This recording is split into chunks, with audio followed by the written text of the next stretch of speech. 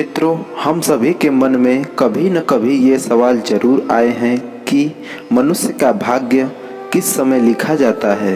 हम सभी अक्सर कई लोगों को ये कहते या फिर सुनते आ रहे हैं, किस्मत का लिखा कोई नहीं मिटा सकता है, यानी कि जो किस्मत में लिखा है वो करके ही रहेगा। लेकिन हम ये नहीं सोचते कि हमारे भाग्य में क्या लिखा है।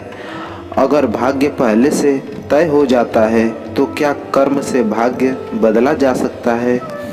इस संसार में कर्म को मानने वाले लोग कहते हैं कि भाग्य नहीं होता है, और भाग्य वाले लोग कहते हैं कि भाग्य में जो लिखा है वही होगा।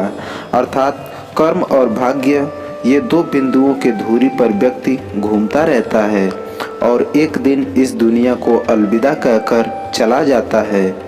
ईश्वर ऐसे सोचता है कि इसे राजा बनाना है या दरिद्र होना है। जाहिर सी बात है कि वो हमारा कर्म है। इंसान के कर्मों से उसका भाग्य तय होता है। इंसान को कर्म करते रहना चाहिए, क्योंकि कर्म से भाग्य का लिखा बदला जा सकता है। जो भी व्यक्ति इस धरती पर जन्म लेता है उसका भविष्य पहले से ही लिखा जाता है। मनुष्य का जन्म कब होगा, कहाँ होगा और उसके जीवन में क्या क्या समस्याएं आएंगी, कहते हैं ये विधि का विधान है और इसे चाहकर भी नहीं बदला जा सकता है। लेकिन ऐसा नहीं है, क्योंकि त्रेता युग और द्वापर युग में कई ऐसे लोग थे जो राक्षस कुल के होते हुए भी अपने कर्मों से मोक्ष को प्राप्त किया था।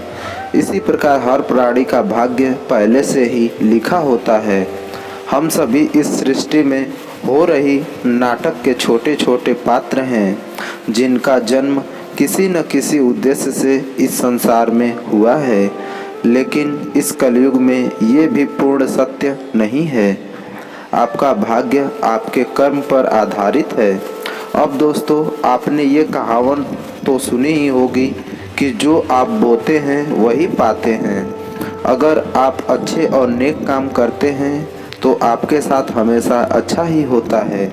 लेकिन अगर आपने जीवन में हमेशा बुरे काम ही किए हैं, संभवतः इसका दुष्प्रभाव आपको इसी जन्म में देखने को मिलेगा। दोस्तों, एक बात का ध्यान रखिएगा कि आप अच्छे या बुरे जैसा कर्म करते हैं उसी के आधार पर आपका अगला जन्म और भाग्य निर्धारित होता है।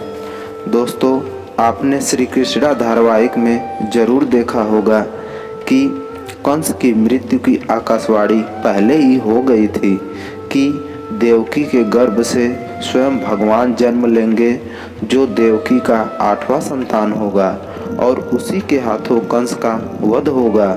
भविष्यवाणी के अनुसार श्री कृष्ण ने देवकी के गर्भ से जन्म लिया था और इन्होंने निर्धारित समय पर कंस का वध भी किया था और अपने पिता को कारागार से मुक्त भी कर लिया था। तो दोस्तों, यह सब पहले से ही निर्धारित था। हमारे हिंदू धर्म शास्त्रों में कर्म को प्रधान बताया गया है, क्योंकि कर्म के बिना भाग्य नहीं बनता है। मनुष्य के जीवन का मूल उद्देश्य उस परम पिता परमेश्वर को प्राप्त करना है। यदि आप उस परमेश्वर को प्राप्त कर लेते हैं तो आप 84 लाख योनि के चक्कर से मुक्त हो जाएंगे। साथ ही साथ आप हमेशा के लिए जन्म मरण के चक्कर से मुक्त हो जाओगे। इस लोक में जन्म नहीं लेंगे, क्योंकि आपकी आत्मा उस परम पिता भगवान में विलीन हो जाएगी। इसलिए हमें हमेशा अच्छे कर्म करने की सलाह दी जाती है। हमेशा हमें दूसरों के हित में सोचना चाहिए। अगर आपकी नज़र में कोई गरीब है, दीनहीन है, तो उसकी हमें मदद करनी चाहिए।